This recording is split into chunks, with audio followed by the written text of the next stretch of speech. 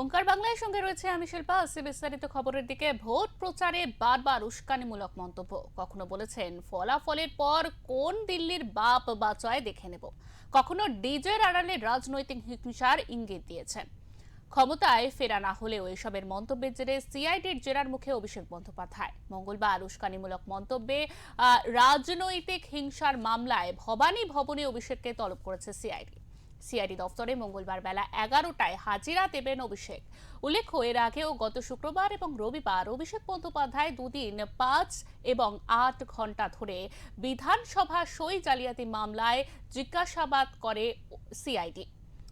সোমবারেও প্রাথমিক নিয়োগ দুর্নীতি মামলায় টানা 11 ঘন্টা জিজ্ঞাসাবাদের সম্মুখীন হন অভিষেক বন্দ্যোপাধ্যায়। এখন দেখার মঙ্গলবারের ডিজে মন্তব্যের জেরায় কি নতুন তথ্য উঠে আসে সিআইডির হাতে।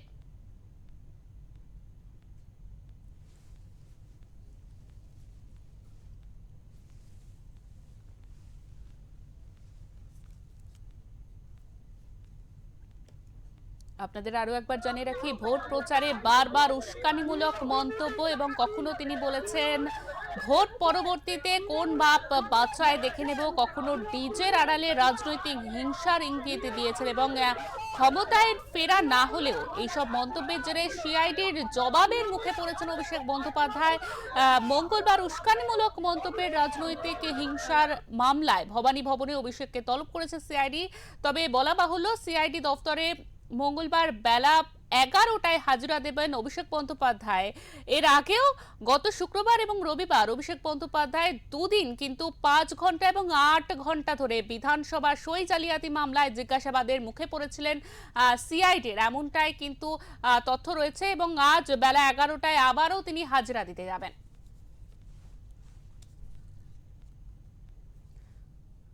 আমাদের সঙ্গে ইতিমধ্যে টেলিফোন লাইনে রয়েছেন আমাদের প্রতিনিধি বিশ্বজিৎ হালদার। বিশ্বজিৎ, যে তথ্য আমরা জানতে পারছি, ডিজে মন্তব্যে সিআইডির জেরার মুখে অভিষেক বন্দ্যোপাধ্যায় আজ আবারও বেলা 11টার সময় তাকে জেরার জন্য ডেকে পাঠানো হয়েছে। এই সম্পর্কে কি তথ্য রয়েছে, আমাদের বিস্তারিত জানাও।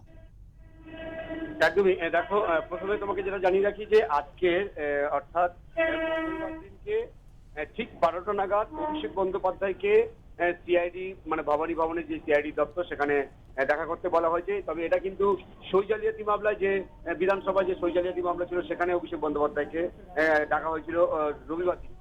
আজকের অভিষেক বন্দ্যোপাধ্যায়কে ডিজে মামলায় তুমি জানো যে বিধানসভা নির্বাচনের 26-এ যে বিধানসভা নির্বাচনের যে প্রচার সেখানে গিয়ে তিনি মন্তব্য করেছিলেন যে এবার 4 তারিখে দুপুর 12টার পর কোন কার বাবা যে সে বাঁচাতে পারে দেখবো, ডিজে বাজবে, এত জোরে ডিজে বাজবে কান ঝালাপালা হয়ে যাবে। তার এই যে মন্তব্য, এই মন্তব্যের পরে কিন্তু দেখেছিলাম যে বিধাননগর থানায় একটি সাইবার ক্রাইম থানায় একটা এফআইআর হয়েছিল তার নামে। এবারে ওই যে মামলাটা, সেই মামলাটা কিন্তু সিআইডি তদন্তকারী অফিসার তাদের হাতে আসে এবং সেই যে তদন্ত, সেই তদন্তে কিন্তু আজকের অভিষেক বন্দ্যোপাধ্যায়কে তলব করা হয়েছে দুপুর 12টা নাগাদ ভবানী ভবনে আসার জন্য। এবারে তোমায় বলি যে সিআইডি সূত্রে যেটা জানা যাচ্ছে যে আগের দিন যেমন সই জালিয়াতি মামলায় আমরা দেখেছিলাম যে একটা সিট গঠন করা হয়েছিল, মানে 5 জনের একটা তদন্তকারী অফিসারকে নিয়ে একটা সিট গঠন করা হয়েছিল। সেই সিটের মুখোমুখি হয়েছিলেন অভিষেক বন্দ্যোপাধ্যায় এবং যদিও কুণাল ঘোষের সময় কিন্তু সিট গঠন করা হয়নি। তবে আজকে যেটা জানা যাচ্ছে সূত্র মারফত, মঙ্গলবার যে ওনাকে ডাকা হয়েছে, আজকে যেটা জানা যাচ্ছে সিট গঠন করা হচ্ছে না। তবে ডিআইজি পদমর্যাদার বেশ কয়েকজন আধিকারিক আজকে তাকে অভিষেক বন্দ্যোপাধ্যায়কে জিজ্ঞাসাবাদ করতে পারে। ইতিমধ্যে বেশ কয়েকটা প্রশ্নও রেডি করা হয়েছে। তুমি জানো যেটা যেহেতু সাইবার ক্রাইম থানায় এফআইআর হয়েছিল, এটা তিনি প্রকাশ্যে একেবারে দাবি করেছিলেন, সেই ভিডিওটা ইতিমধ্যে জমা পড়েছে। অর্থাৎ তিনি এই যে মন্তব্য করেছিলেন এই বিষয়টা নিয়ে জানতে চাওয়া হবে, এটা এআই দিয়ে করা নাকি এটা তার নিজের মন্তব্য ছিল, এই সমস্ত বিষয় জানতে চাওয়া হবে।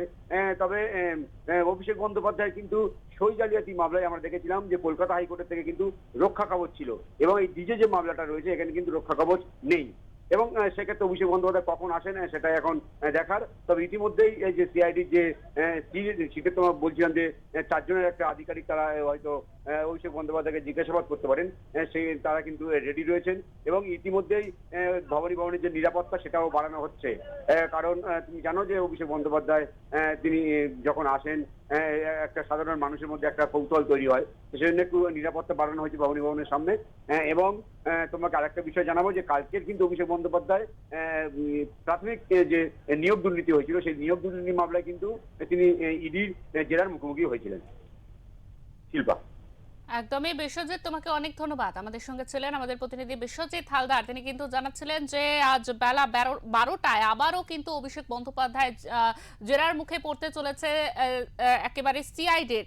তার জন্য কিন্তু ভবানী ভবনের সামনে নিরাপত্তা আরো আঁটোসাঁটো করা হয়েছে। কারণ বিগত দিনে সবাই দেখেছেন, আপনারাও দেখেছেন একেবারে ওঙ্কার বাংলার পর্দায় যে অভিষেক বন্দ্যোপাধ্যায় যেখানেই গেছেন সাধারণ মানুষ কিন্তু একেবারে সেখানে তাদের উপস্থিতি দেখা গিয়েছে। কখনো ডিম ছুঁড়ে মেরেছে, কখনো টমেটো ছুঁড়ে মেরেছে। এই সব পরিস্থিতি যাতে সৃষ্টি না হয় সেই জন্যই কিন্তু একেবারে আঁটোসাঁটো নিরাপত্তা সেখানে করা হচ্ছে।